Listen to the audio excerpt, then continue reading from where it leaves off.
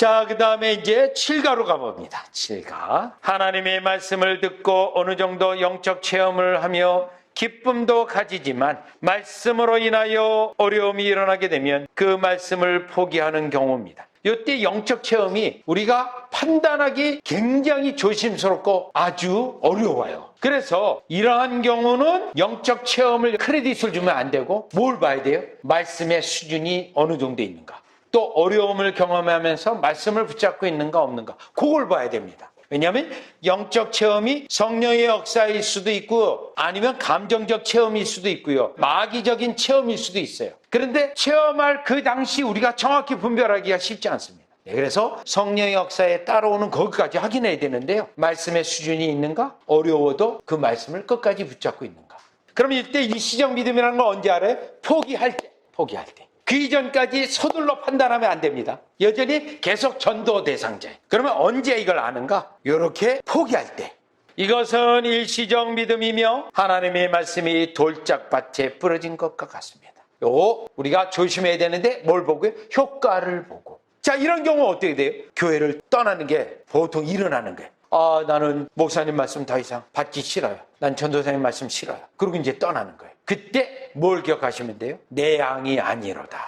왜요? 요한복음 10장 가보세요. 26절, 27절. 이게 분별법이에요. 분별법. 복음을 전도한다고 다 구원의 은혜가 일어나는 건 아닙니다. 물고기를 잡았는데 좋은 물고기도 건져지고 나쁜 물고기도 걸려옵니다. 그때 나쁜 물고기는 버립니다. 이거 예수님의 비유의 말씀이에요. 마태복음 13장 보시죠. 너희가 내 양이 아니므로 믿지 아니하는도다. 내 양은 내 음성을 들으며 나는 저희를 알며 저희는 나를 따르느니라. 뭐 때문에요? 말씀을 받는 여부를 가지고. 그러면 여러분은 어떤 건데요? 16절. 또 이 우리에 들지 아니한 다른 양들이 내게 있어. 이건 뭐죠? 아직 교회에 들어오지 않은 양이에요. 그런데 아버지가 선택한 양이에요. 내가 인도할 터인데 누가 인도해요? 예수님이 하늘 보좌 우편에서. 저희도 내 음성을 듣고. 예수님의 음성을 그들이 어떻게 들어요? 바로 여러분이 예수님의 음성을 들림으로 그들이 듣는 거예요. 듣고 구원의 역사가 일어나서 한 무리가 되어 한 목자 예수 그리스도에게 있습니다. 예수 그리스도에게 연합되어 있는 겁니다. 결국 끝까지 그 말씀을 붙잡게 돼 있는 거예요. 다시요. 사도행전 13장. 그래서 그 회심의 체험이 진짜인가? 일시적인 건가? 뭘 가지고 확인해요? 13장 48절이요. 이방인들이 듣고 기뻐하며 하나님의 말씀을 찬송하며 영생을 주시기로 작정된 자는 다 믿더라. 이 사람이 영생으로 이르기에 선택되었는지 뭘 가지고 바울이 확인하죠? 듣고 기뻐하여 하나님의 말씀을 찬송하며.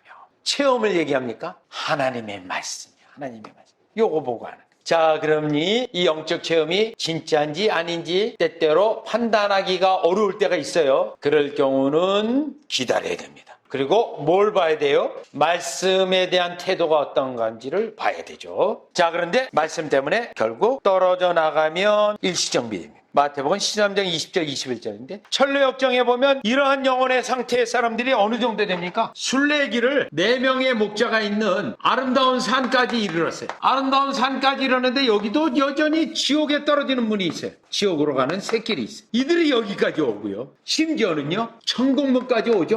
천국문까지 와서 자기 천국 들어갈 줄 알고 문 들이라는데 엘리야 같은 이가 나서 구원의 은혜가 있는지 확인해보고 결국 없어요. 이 사람의 이름이 무지입니다. 이 무지가 뭐냐면 알미니안주의예요. 아까 알미니안주의 믿음은 뭐죠? 동의적 믿음이에요. 지식에 대한 동의. 그런데 뭐가 없어요? 성령의 유효한 체험이 없어요. 그래서 결국 결론은 어떻게 납니까? 지옥으로 쳐넣으라고 하는 그리스도의 명령이 떨어져서 이 무지는 그 당시 성공회를 말합니다. 알미니안주의로 물들어버린 성공회.